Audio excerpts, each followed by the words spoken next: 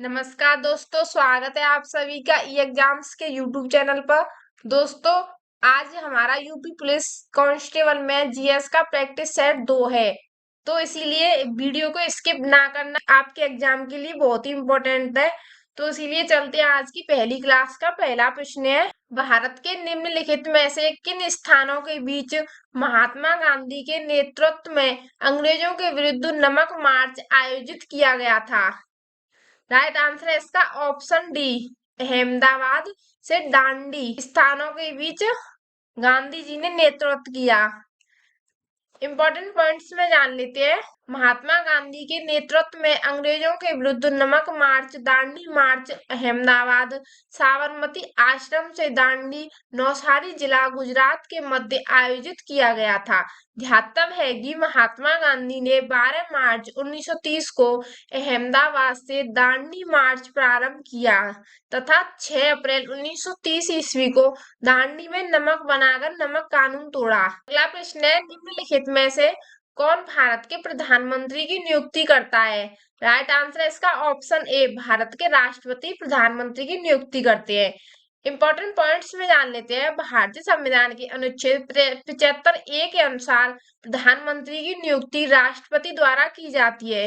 राष्ट्रपति द्वारा लोकसभा में बहुमत प्राप्त दल के नेता को प्रधानमंत्री नियुक्त किया जाता है। प्रधानमंत्री को संसद के किसी भी सदन, लोकसभा या राज्यसभा का सदस्य होना आवश्यक है। सदन का सदस्य हुए बिना यदि कोई व्यक्ति मंत्री या प्रधानमंत्री बन जाता है। अगला प्रश्न है, प्रशासन सुविधा के लिए उत्तर प्रदेश राज्य में कितने मंडल है, कितने मंडल मौजूद है। राइट आंसर है इसका ऑप्शन ए, 18 मंडल मौजूद है। इंपॉर्टेंट पॉइंट्स में जान लेते हैं। प्रशासनिक सुविधा की दृष्टि से उत्तर प्रदेश राज्य में कुल 18 मंडल एवं 75 जिले हैं। प्रदेश का सबसे बड़ा मंडल लखनऊ, कानपुर एवं मेरठ है, जिनके अंतर्गत 6 जिले हैं। अगला प्रश्न है, भारत के उस पड़ोसी देश का नाम बताएं जिसके साथ भारत और जापान ने मई 2019 में ईस्ट कंटेनर टर्मिनल को संयुक्त रूप से विकसित करने के लिए एक समझौते पर हस्ताक्षर किए। राइट आंसर है इसका option D, Sri Lanka. Important points में जान लेते हैं। मई 2019 में श्रीलंका ने भारत और जापान के साथ मिलकर ईस्ट कंटेनर टर्मिनल को संयुक्त रूप से विकसित करने के लिए एक समझौते पर हस्ताक्षर किए थे, किंतु वर्ष 2021 में श्रीलंका सरकार ने भारत एवं जापान को इस परियोजना से अलग कर दिया। पांचवा प्रश्न है, चकबंदी से आपका क्या अभिप्राय है। राइट आंसर है इसका ऑप्शन ए, भूमि का एकीकरण चकबंदी से अभिप्राय है।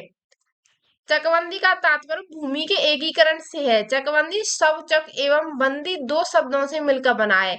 चक का अर्थ है खेत, बंदी का अर्थ है बंदोबस्त अर्थात व्यवस्थित करना अथवा छोटे छोटे भूखड़ को मिलाकर एक बड़ा भूखड़ या खेत तैयार करना। इसके अंतर्गत किसानों बिखरे खेतों को एकत्रित कर एक स्थान पर कर दिया जाता है, जिससे उन्हें वह करने में आसानी होती है। अगला प्रश्न है, भारत की निम्नलिखित नदियों में से किसका नाम संस्कृत शब्द लवणावरी से लिया गया है, जिसका अर्थ है नमकीन नदी।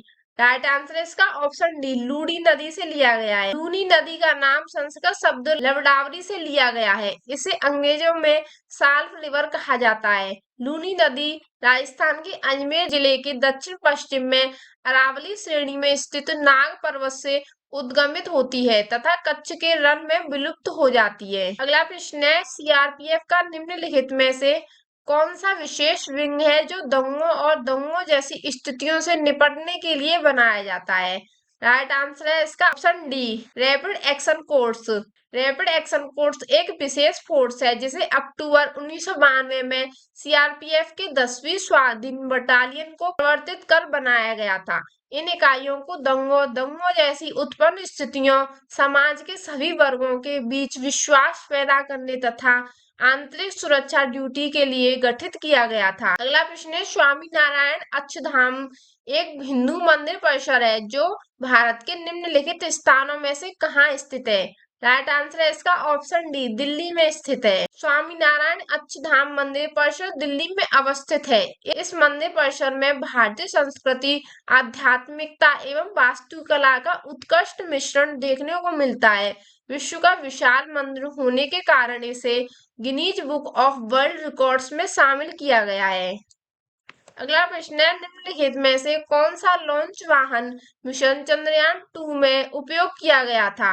राइट आंसर इसका ऑप्शन ए GSLV-M के द्वारा चंद्रयान 2 को लॉन्च करने के लिए GSLV-M M1 वाहन का उपयोग किया गया था। चंद्रयान 2 भारत का दूसरा चंद्रमा मिशन है, जिसे आंध्र प्रदेश के श्रीहरिकोटा स्थित सतीश धवन आंतरिक केंद्र में से लॉन्च किया गया था। इसे एक ऑर्बिटर, एक लैंडर विक्रम तथा 6 पाइयों वाले रोवर प्रज्ञान के साथ लॉन्च किया गया था। अगला प्रश्न है, भारत सरकार में जनवरी 2020 के दौरान वाणिज्य और उद्योग मंत्री कौन रहे हैं? राइट आंसर इसका ऑप्शन सी श्री पीयूष गोयल। अगला प्रश्न है, ग्लोबल वेब इंडेक्स 2020 के अनुसार दुनिया में औसत उपयोगकर्ता प्रतिदिन सोशल मीडिया पर कितना समय व्यतीत करता है? राइट आंसर इसका ऑप्शन ए 144 मिनट प्रतिदिन समय व्यतीत करता है। इंपॉर्टेंट पॉइंट्स में जान लेते हैं। ग्लोबल वेव इंडेक्स 2020 के अनुसार विश्व में औसत इंटरनेट उपयोगकर्ता प्रतिदिन सोशल मीडिया पर 144 मिनट प्रतिदिन व्यतीत करता था।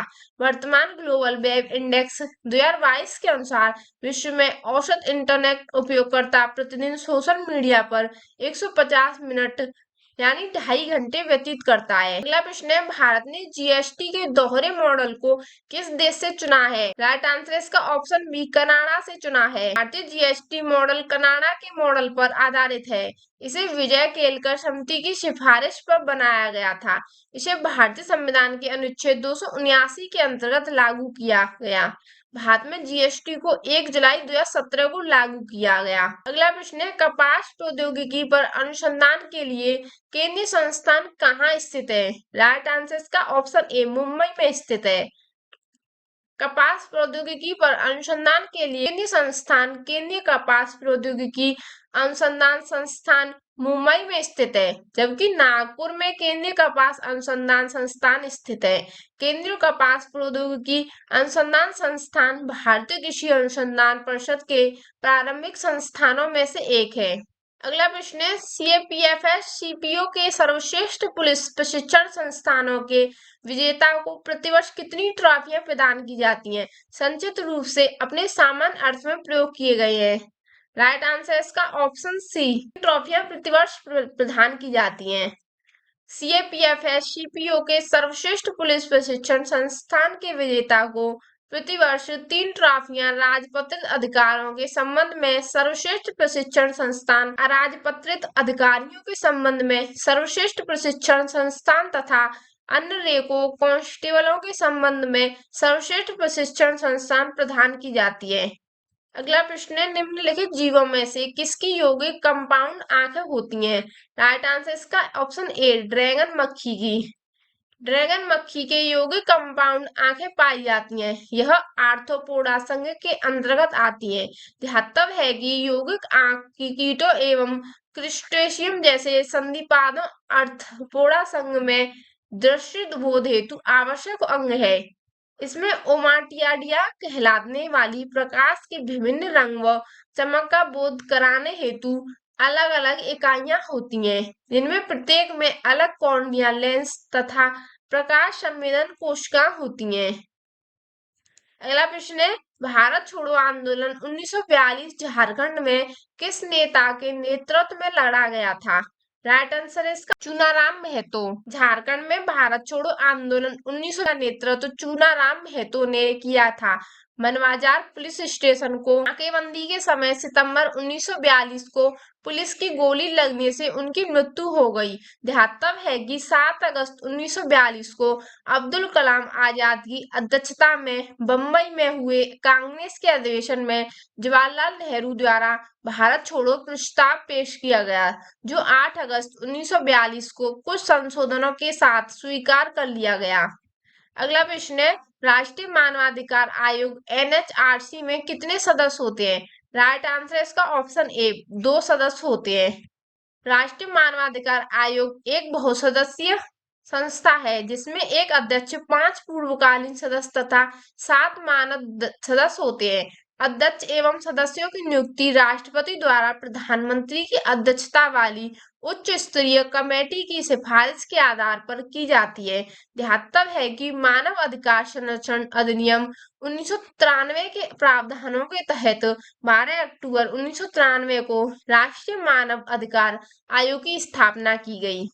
अगला प्रश्न है 2010 के दौरान लागू हुए नवीनतम कोर अंतर्राष्ट्रीय मानवाधिकार संधि निम्नलिखित में से कौन सी है?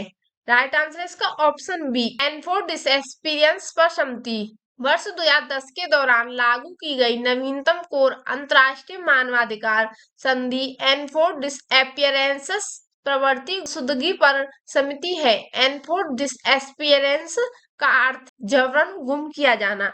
ध्यातव्य है कि संयुक्त राष्ट्र संघ द्वारा व्यक्तियों के जबरन विलुप्त से मुक्त होने के अधिकार की रक्षा के लिए वर्ष 2006 में अंतर्राष्ट्रीय कन्वेंशन को अपनाया गया। अगला प्रश्न है निम्नलिखित कथनों में पढ़ें और सही विकल्प चुनें।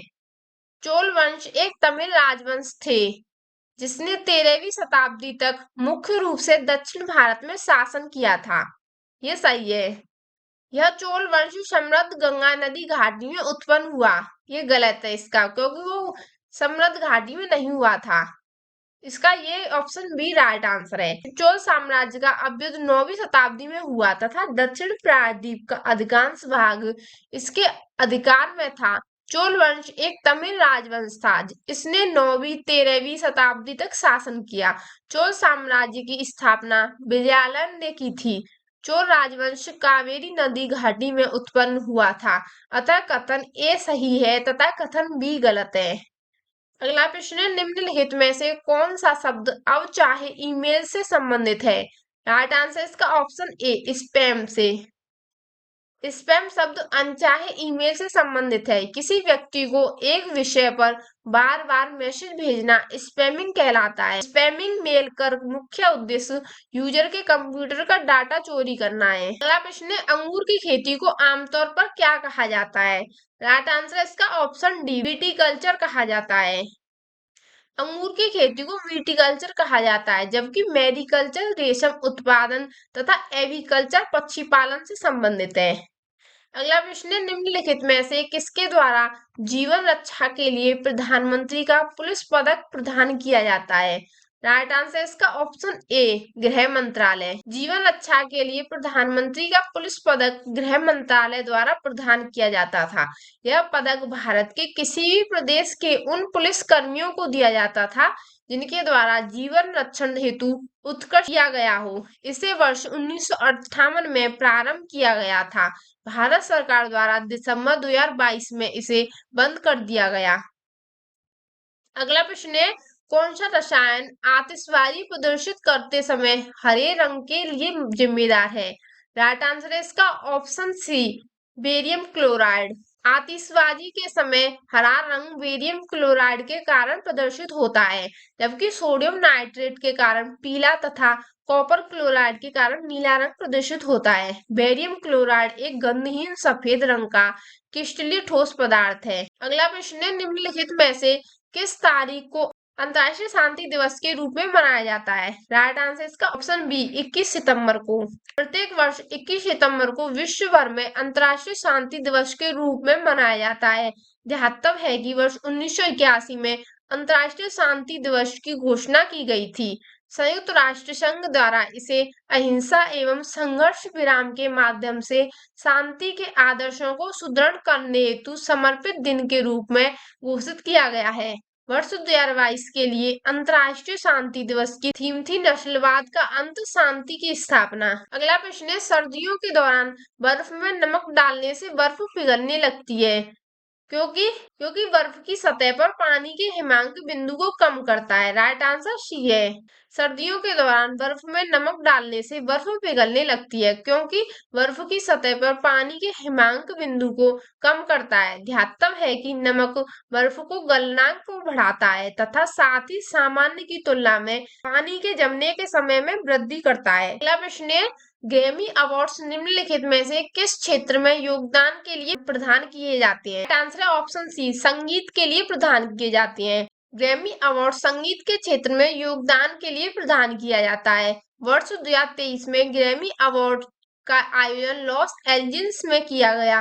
भारत के रेकी केज ने वर्ष 2023 का ग्रैमी अवार्ड डिजाइन टाइल्स के लिए बेस्ट इमर्सिव ऑडियो एल्बम की श्रेणी में स्टीवर्ट के साथ प्राप्त किया। यह उनका तीसरा ग्रैमी अवार्ड था। अगला प्रश्न है, चीनी मुद्रा को क्या कहा जाता है? राइट आंसर है इसका ऑप्शन सी, रेनमी नवी। जो चीनी मुद्रा को कहा जाता है रेनमी नवी चीन की मुद्रा है। युआन भी चीन की मुद्रा है, जबकि डॉलर अमेरिका की, पाउंड ग्रेट ब्रिटेन की तथा रुपया भारत की मुद्रा है। अगला प्रश्न है, शिक्षा मित्र निम्नलिखित में से किसे कहा जाता है? राइट आंसर इसका ऑप्शन ए, प्राथमिक विद्यालय के लिए शिक्षक।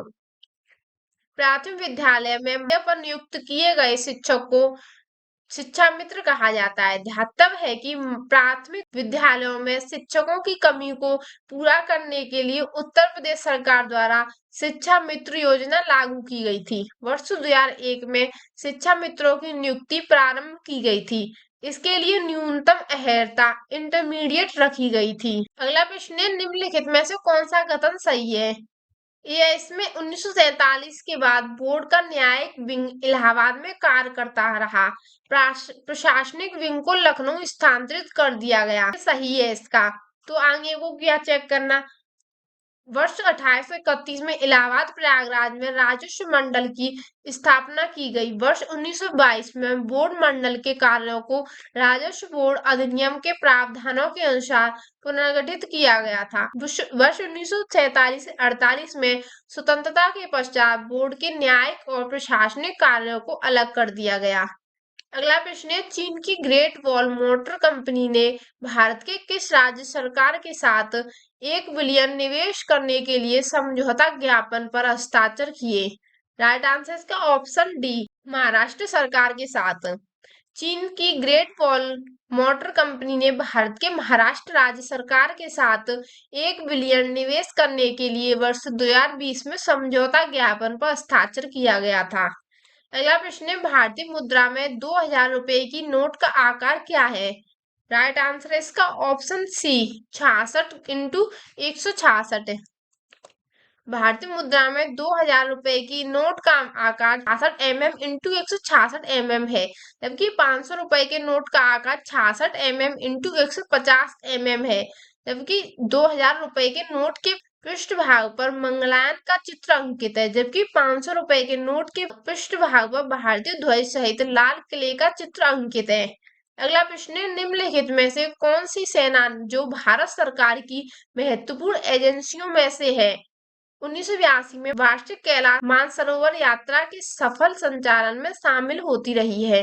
राइट आंसर इसका ऑप्शन सी, भारत तिब्बत सीमा पुलिस बल, ITBP। भारत तिब्बत सीमा पुलिस बल वर्ष 1982 से वार्षिक कैलाश मानसरोवर यात्रा के सफल संचालन में शामिल होती रही है।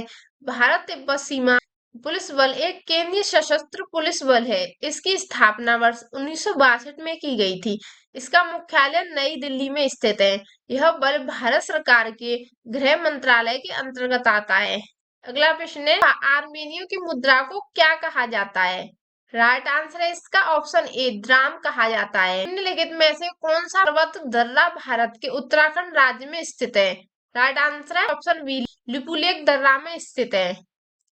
लिपुलेख दर्रा भारत के उत्तराखंड राज्य में स्थित है। यह भारत, उत्तराखंड एवं चीन अधिकृत तिब्बत के बीच सीमा पर स्थित हिमालयी दर्श है। वर्तमान में यह भारत एवं नेपाल के मध्य विवादित क्षेत्र है।